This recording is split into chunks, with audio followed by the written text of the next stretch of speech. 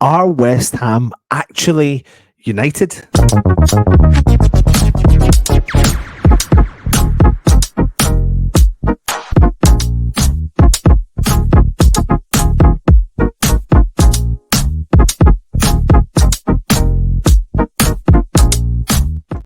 Hello, everybody, and welcome back to the West Ham Network. Good morning.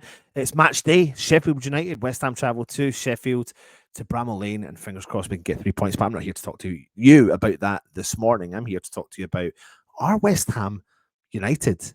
You know, it's a far cry from where a lot of people may think that West Ham are behind the scenes. There's always been that discontent that maybe people are against each other. Moyes doesn't get on with Tim Steidten. Tim Steidten doesn't get on with Rob Newman. Rob Newman doesn't get on with David Sullivan.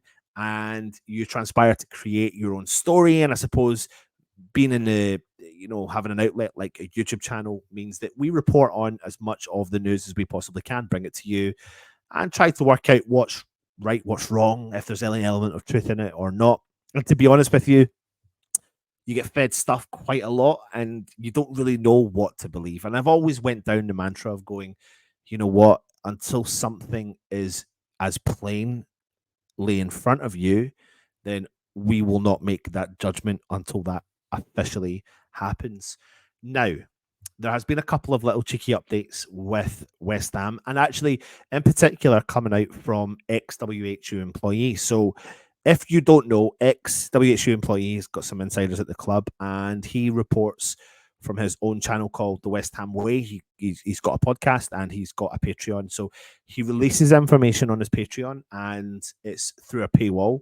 And some of that information then leaks out into the mainstream media. So what I'll do is I'll kind of address over some, not all, but if you want to find out more detailed information about some of the particular players that I may talk about or may not mention, then go across over to XWHU Employee and go and check out their content as per usual. But are things at West Ham United? You know, you had the inclusion, the recruitment of bringing Rob Newman in a couple of years ago as the head of recruitment, and straight away he came from Manchester City, so he came with a very good pedigree behind him, and West Ham fans at that time thought, brilliant, we've resolved our issues behind the scenes in terms of player negotiations and all that sort of stuff. The other thing that came our way, and something to be mindful, right back at the start of his West Ham journey for the second time, David Moyes did state that he would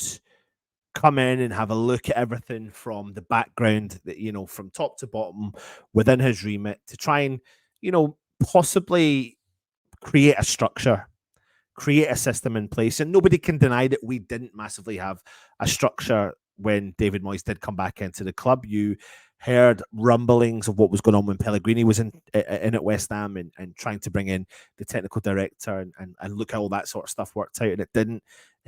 But it's taken its time. But several years later, we are starting to see changes and movement at West Ham. So we brought in Rob Newman, reputable sporting head of recruitment at Manchester City, came on to take the head of recruitment job at West Ham, and at that point we thought there was issues. We brought Tim Steidten in over the last summer, and look how that has also worked out as well. And then, of course, you've got Mark Noble, the sporting director. Now, what we are led to believe from X's update is that we are really quite unified behind the scenes. Now, he's not necessarily said that, but I'm taking from that update what he means, because you heard over the past couple of weeks that we're looking at sending Rob Newman out on some scouting issues. He's been involved in setting up the Brazil camp, and we do have two big competitions taking place right now. We've got the AFCON, which West Ham are very keenly interested in, and the Asian Cup again, which West Ham are keenly interested in. Now, what's interesting about the Asian Cup, for example, is that West Ham have always been intrigued about the Asian market, but we've never really brought a player over from the Asian market that can hit the ground running. There's so many benefits on top of the fact that that player can be good and can benefit the squad, but secondary is what they can offer in terms of value to the club. Because if you look at players like Son that play for Spurs and what interest they generate for the club, then you can see why, if the player fits the mold, works and does really well for the squad, that the secondary, they definitely help that market locally. It's the same with every player from every country. If you've got Kudus from Ghana, then we're going to take a bigger interest from the African fans and the Ghanaian fans, who, and obviously we've got the Ghanaian Hammers, but it will push West Ham's messaging out there. Like, if you get, say, a star American player, then people will take more of a keen interest. And West Ham have never really went into the market of bringing a player in from Asia, but it's led to believe that they have sent out Tim Steiden. Tim Steiden out to Qatar to target some of those Asian players that X did cover. Now, there are a couple of players apparently we are showing a keen interest in, some players in the Japanese market and some in the South Korean market. Now, one in particular that we are rumored to and linked to is a player called Kim Yu-sung, who plays currently for FC Seoul. And he is a centre back, 6'3", and apparently they have a good mindset for this player. They think this player is a very good future prospect. He's 6'3", and apparently he's a bit of a beast mode. Now, I'm not going to beat about the bush and say to you, I know exactly about this guy, because I don't know the Asian market at all. But they are looking in at this player. He's a South Korean international. He's had 2 caps under his belt so far. But I think he is a prospect for the future, and West Ham could see that one as an option, but I don't know if they're looking at that particular option for now or for the summer. But then again, if the price is right and Tim does his scouting, then that could be what we do now more than the summer. And equally, something we have to be reminded of is, David Moyes has only got 6 months left of his contract. And if that is not renewed, then, and if they're going to do business now, David will want those recruits in now. That's what we've got to consider. So he is one of those players that we are, of course, looking at. On top of that, there is another player that is a fullback called Sul Young Woo, and he's 24 years old, and he can play it right back and left back, and he's set to be available for a reasonable price. So should Tim Steiden see them and think that they are good enough, then West Ham may try and make a move in this market, in this winter market, for a player coming from the Asia Cup. And I think that's a good move. It's funny, my son Freddie's been talking to me a lot about Japan. He's got this fascination with Japan and asked me, Dad, does any Japanese players play with West Ham? And I was like, no, they're not.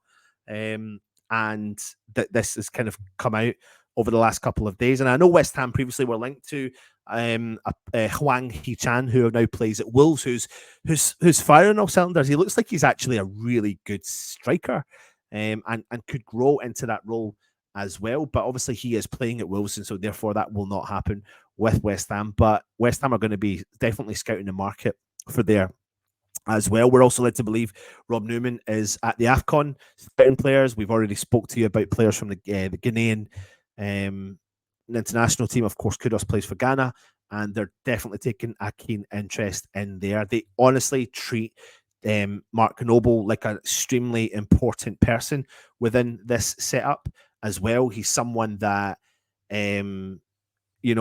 really solidifies the part of the recruitment. He recommends players, he meets them, and he helps them to settle within the club. And that's a really important role, because you need to understand the culture of when you're coming to West Ham.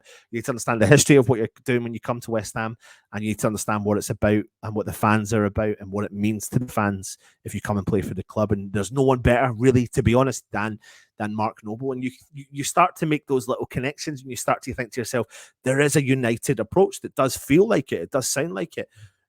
So we can't not beat about the bush. We have to kind of say it as it is. Another thing that we did know as well was Max Hahn is going to be starting a new role for West Ham in February, head of technical scouting and analysis, and he'll be joining us from Werder Bremen, and he comes with a lot of recommendations and a lot of reputation in Germany as well. And on top of that, Tim Steiden is bringing in his brother, Moritz Steiden, to the scouting team as well. He's a former player and the younger brother of Tim. And those additions will go alongside already existing members of the team. Dylan Colonel, who's a first-team recruitment analysis, having replaced someone else back in the summer. as well. So there are big changes. And what I feel like is the structure at West Ham is starting to pull together. Behind the scenes, things are pulling together. You've got David Moyes, the first team manager. You've got first team coaches is John Heitinga, bringing him in from Ajax. Kevin Nolan, Henry Newman, Mark Robson coming up from the academy ranks. You've got Kenny Brown, former West Ham player, doing wonders in the academy as well for the academy manager. You've got Xavi Valero being the goalkeeper coach for a while. He's doing the job. Richard Killeen, performance director. Dr. Richard Wheeler, who's a medical officer. Jamie Osman, head of performance analysis. So everyone there doing their job, pulling together, and you can't help but feel that there is that united approach behind the scenes. Is no matter sometimes what you hear or what people can generate, it feels like there's that united approach, and it also feels that David Moyes is doing the job of trying to coach the team, whether people like that or not, the style or not. I think there's going to be no choice in the matter but having to change, because we're going to be getting players like that will change. So if you look at Young Sol, who we're looking at from South Korea, he's an attacking wing back. He is an extremely attacking wing back and fullback, but also a wing back who can get forward and create opportunities.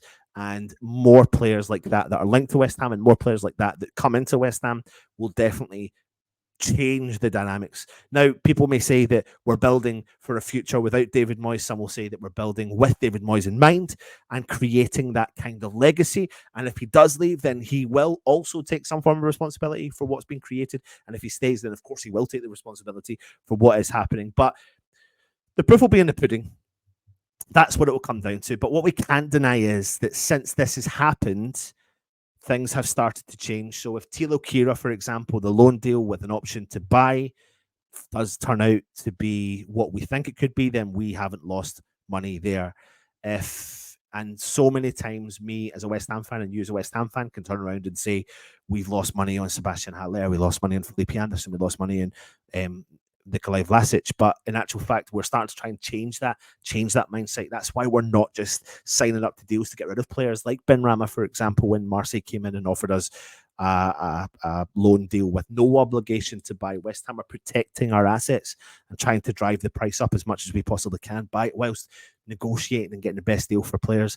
So as much as nothing has come through the door yet, believe that West Ham have got people on the case, left, right, and centre. And there's several, just under a couple of weeks to go before the window shuts. And I think we'll be doing a little bit of business, even though we've got players coming back. Let me know what you think about that. A couple of updates. But are West Ham United, in your opinion, behind the scenes? You let me know. Join us later on for, of course, the Matchday Live. Come on, your hands.